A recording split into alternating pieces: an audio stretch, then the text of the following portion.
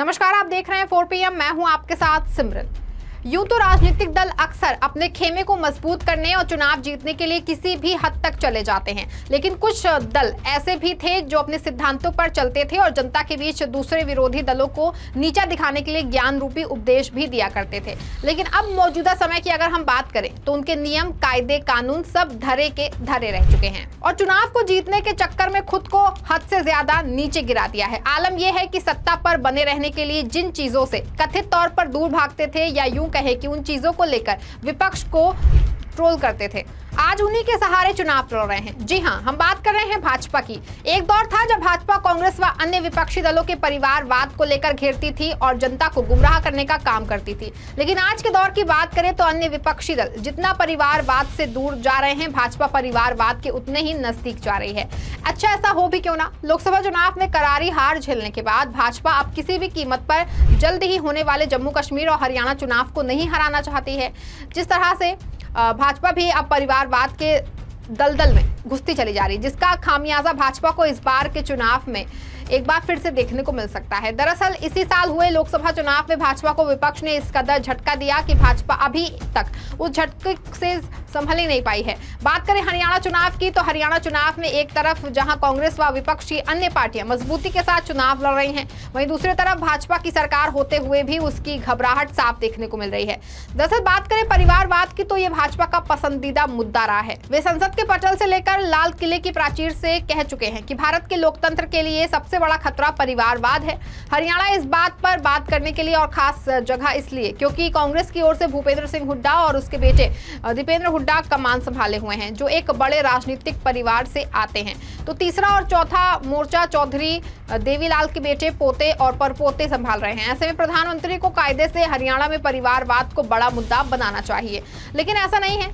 PM और पूरी भाजपा चुनाव जीतने के लिए इस कदर चूर हो चुकी है कि असल मुद्दों से भटका रही है और खुद भी परिवारवाद के रंग में रंगती हुई नजर आ रही है, क्योंकि भारतीय जनता पार्टी के उम्मीदवारों की पहली सूची से लेकर अब तक जारी की गई सूचनाओं में राजनीतिक परिवार के सदस्यों से भरी हुई है। पार्टी ने 67 से एक दर्जन ऐसे उम्मीदवार उतारे हैं जो किसी न किसी राजनीतिक परिवार के सदस्य हैं। इतना ही नहीं, इसमें कई उम्मीदवार तो ऐसे हैं जिनके माता पिता अब भी सक्रिय हैं और भाजपा ने उनको कुछ न कुछ पद दे रखा है, यानी पिता पुत्र या पिता पुत्री या माँ बेटी को एक साथ एडजस्ट किया गया है। ये भी दिलचस्प है कि अपनी पार्टी में राजनीतिक परिवार वाले उम्मीदवार नहीं मिले तो दूसरी पार्टियों से लाकर टिकट दी गई। जैसे कांग्रेस की पुरानी नेता और हरियाणा के 3 लालों में से एक बंसीलाल की बहू किरण चौधरी को भाजपा ने अभी राज्यसभा में भेजा है। साथ ही उनकी बेटी श्रुति चौधरी को अपनी मां के पारंपरिक तोमाश सीट से उम्मीदवार भी बनाया है।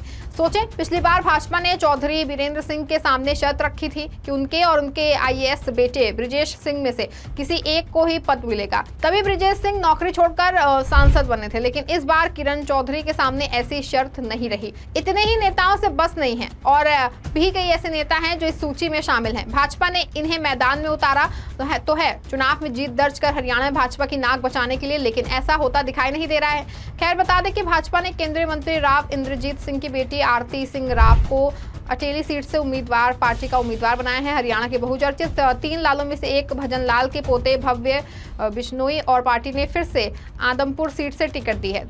3 दिन पहले ही भाजपा में शामिल हुई पूर्व केंद्रीय मंत्री विनोद शर्मा की पत्नी शक्ति रानी शर्मा को भाजपा ने कालका सीट से उम्मीदवार बनाया है। उनके बेटे कार्तिकेय शर्मा भाजपा की मदद से हरियाणा से राज्यसभा सदस्य चुने गए हैं। इसी तरह कुछ दिन पहले ही भाजपा में शामिल हुए पूर्व मंत्री सतपाल सांगवान के बेटे सुनील सांगवान को भाजपा ने दादरी सीट से टिकट दी है। इसके बारे में दिलचस्प बात यह है कि रोहतक की सुनरिया जेल के अधीक्षक थे, वहां बलात्कार और हत्या का दोषी राम रहीम बंद था। उनके जेल प्रमुख रहते राम रहीम को 6 बार पैरोल या फरलो मिली थी। राव नरबीर सिंह बादशाहपुर से टिकट लेने में कामयाब हुए। उनके पिता महावीर सिंह यादव राज्य सरकार में मंत्री रहे हैं। उनके दादा मोहर सिंह यादव देश विभाजन से पहले पंजाब में विधान परिषद के सदस्य थे, यानी वे भी तीसरी पीढ़ी के नेता हैं। जिस तरह से भाजपा ने इस बार परिवारवाद का कार्ड खेला है, ऐसे में एक बात तो तय है कि भाजपा अपने ही बनाए जाल में खुद फंसती जा रही है। खैर, प्रदेश में भले ही भाजपा की सरकार हो, लेकिन जिस तरह से विपक्ष ने हरियाणा में माहौल बनाया है, उससे एक बात तो तय है कि भाजपा को इस बार अपनी कुर्सी बचाने में भारी मुश्किलों का सामना करना पड़ सकता है। वहीं चुनाव को लेकर लोगों के बड़े बड़े दावे भी सामने आ रहे हैं। सियासी हो हल्ले के बीच पूर्व राज्यपाल सत्यपाल मलिक की अगर हम बात करें तो उन्होंने हाल ही में विधानसभा चुनाव को लेकर बड़ा दावा किया है। उन्होंने कहा कि प्रदेश में कांग्रेस की सरकार बनने जा रही है। सत्यपाल मलिक ने कहा कि हरियाणा में तो बीजेपी धरोधार हारेगी, इसके आने का कोई भी सवाल नहीं है। हरियाणा में कांग्रेस आ रही है, बीजेपी का कोई मास्टर प्लान काम नहीं करेगा। जनता जब खिलाफ हो जाती है तो कोई चीज काम नहीं करती है। इतना ही नहीं, उन्होंने लोकसभा चुनाव को लेकर बीजेपी के 400 पार नारे में असफल होने पर कहा कि बीजेपी की जो हार हुई है ये उन इलाकों में हुई है जहां किसान आंदोलन था। दिल्ली के चारों तरफ जो किसान बसते हैं उन्होंने हराया, वो इनसे कभी भी खुश नहीं हो सकते हैं। इस बार तो बच गए, लेकिन आगे आने वाले चुनाव में वो इसको बड़े पैमाने पर सजा देंगे। उन्होंने आगे कहा कि अगर दो पार्टियों ने सपोर्ट नहीं किया होता तो इनकी सरकार नहीं बनती, लेकिन अगली बार बिल्कुल भी नहीं बन सकती है। लोकसभा में जनता ने हर जगह पर चुनाव लड़ा, नेताओं ने तो कुछ किया ही नहीं। नरेंद्र मोदी जी का जलवा अब खत्म हो गया है। आरएसएस भी अब मोदी जी से तंग है। न केवल सत्यपाल मलिक बल्कि अन्य कई लोगों का भी कहना है कि इस बार प्रदेश में भाजपा की सरकार जा रही है और कांग्रेस की सरकार बनने वाली है। लेकिन इन सब दावों के बीच भाजपा ने जो ये परिवारवाद का दाव खेला है उससे भाजपा की हताशा साफ नजर आ रही है।